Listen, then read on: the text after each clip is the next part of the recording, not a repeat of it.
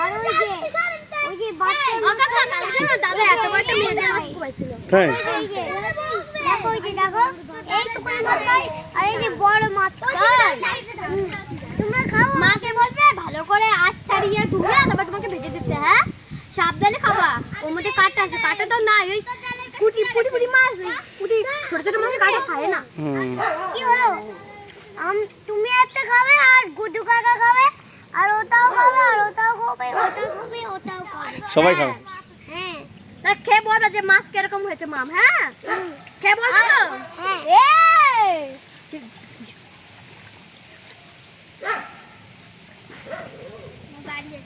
দেখো আনতেছ ওই বাবাকে খাই বাবাকে আসতে দেবে না প্রতিদিন খালে যাওয়া